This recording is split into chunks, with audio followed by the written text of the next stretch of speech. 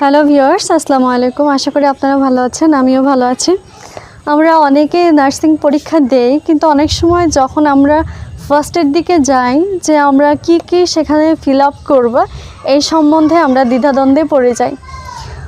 তো আজকে আমি এরকমই একটি ভিডিও আপনাদের সামনে এনেছি যে আমরা কি ফিল আপ করবো। ফার্স্টেই বলে নিই, আমাদের নার্সিং এক্সামিনেশনটা একটু আলাদা। আমাদের কাছে দুটো খাতা আসে, একটি হচ্ছে গ্রুপ এ এর খাতা, একটি হচ্ছে গ্রুপ বি এর খাতা। আমাদের সবসময় মনে রাখতে হবে যে গ্রুপ এ এর কোশ্চেন অবশ্যই গ্রুপ বিতে লিখব না, বা গ্রুপ বি এর কোশ্চেন অবশ্যই এতে লেখা যাবে না। অর্থাৎ দুটো খাতা দুটো গ্রুপের কোশ্চেনগুলো সম্বন্ধেই লিখতে হবে। যদি এরকম এলোমেলো হয় তাহলে সেক্ষেত্রে আমাদের মার্কস কাটা যাবে, অর্থাৎ সেখানে আমরা মার্কস পাবো না। অবশ্যই এই বিষয়টি লক্ষ্য রাখতে হবে। তো ফার্স্টে আমাদের কি ফিল আপ করতে হবে সে সম্বন্ধে চলুন আমরা এই ভিডিওতে জানি। তো প্রথমত আমাদের একটি আন্ডারলাইন করা দাগ থাকবে, সেখানে আমাদের লিখতে হবে ফাইনাল এক্সামিনেশন।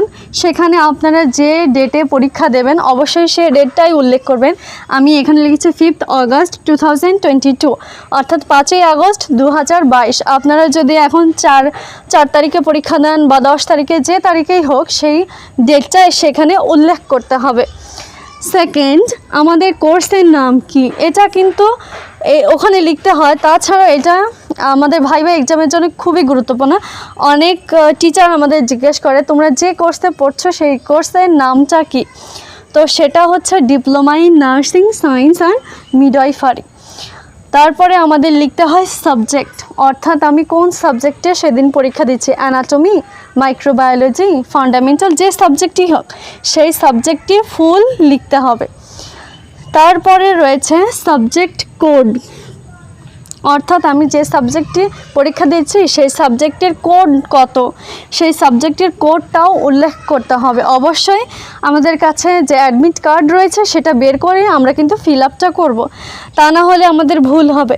তারপরে আমাদের উল্লেখ করতে হয় গ্রুপ, অর্থাৎ আমি গ্রুপ এ এর খাতা লিখছি কিনা গ্রুপ বি এর খাতা লিখছি। যদি গ্রুপ এ এর খাতা হয় তাহলে গ্রুপ সেখানে লিখব, আর যদি বি এর খাতা লিখি তাহলে গ্রুপ বি সেখানে লিখব।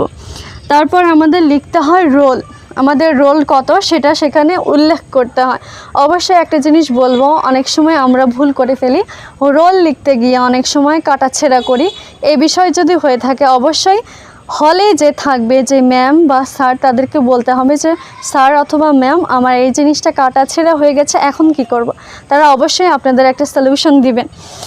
তো রোলটা লিখব। তারপরে আমাদের লিখতে হয় স্টুডেন্ট আইডি, অর্থাৎ সেখানে লেখা থাকে স্টুডেন্ট আইডি নম্বরটা কত, সেটা আমরা সেখানে ফিল আপ করবো। সেশন অধিবর্ষ, আপনি কোন সেশনে ভর্তি হয়েছেন, 2018-19, 2020-21, এরকম কিছু সেশন থাকে। তো সেই সেশনটা পূরণ করতে হবে। ডেট, অর্থাৎ কোন তারিখে আমরা পরীক্ষা দিচ্ছি সেই ডেটটা অবশ্যই সেখানে ফুল উল্লেখ করতে হবে। যদি আমি পরীক্ষা দেই অগাস্ট মাসের তারিখ, কত মাস এবং কত সন চলছে সেই পুরোটাই আমাদের উল্লেখ করতে হবে। লাস্টে ইনভিজিলেটর, অর্থাৎ যে পরিদর্শক রুমে থাকবে অবশ্যই তার সিগনেচার সেখানে করতে হবে। সেখানে যদি থাকে সেখানে কোনো রকম হাত আমরা লাগাবো না। লাস্ট অফ অল আমাদের একটা রয়েছে, সেটা হচ্ছে সেন্টার, অর্থাৎ আমরা কোন কেন্দ্রে পরীক্ষাটা দিচ্ছি সেই সেন্টারের নামটা সেখানে উল্লেখ করতে হবে। সেখানে ঢাকা মেডিকেল কলেজ কিংবা ঢাকা ইনস্টিটিউট, এখন যেটাই হোক, যদি ইনস্টিটিউট হয় লাস্টে ইনস্টিটিউট লিখে সেই কলেজের নাম সহকারে সেটা লিখতে হবে। যদি কলেজ হয় তাহলে সেটা লিখতে হবে, কিন্তু সেটা লিখতে হবে ফুল। আপনি যে কলেজেই পরীক্ষা দিচ্ছেন সেই কলেজের নাম সম্পূর্ণ উল্লেখ করতে হবে, কোনো সংক্ষিপ্ত রূপ সেখানে লেখা যাবে না।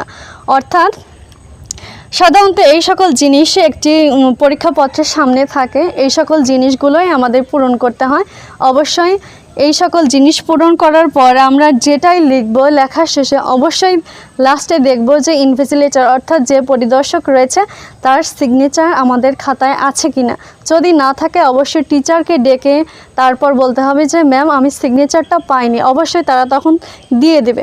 আর যদি না হয় তাহলে আপনার খাতা বাতিল বলে ঘোষণা করা হবে। অর্থাৎ আপনি যত ভালোই এক্সাম দেন না কেন সেক্ষেত্রে আপনার রেজাল্ট আসবে না।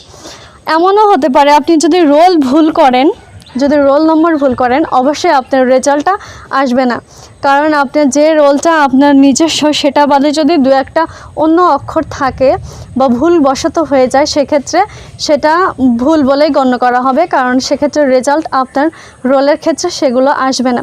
অর্থাৎ এই জিনিসগুলো যদি আমরা ঠিকঠাক লিখি অবশ্যই আমরা মনে করব যে আমাদের খাতাটা ফিল আপ করা কমপ্লিট হয়েছে।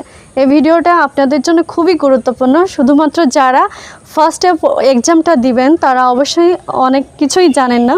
তো ভিডিওটার মাধ্যমে আমি ভাবছি যে আপনাদের উপকারী হবে। আর যদি ভিডিওটি ভালো লাগে অবশ্যই একটি লাইক করবেন আর চ্যানেলটি সাবস্ক্রাইব করবেন।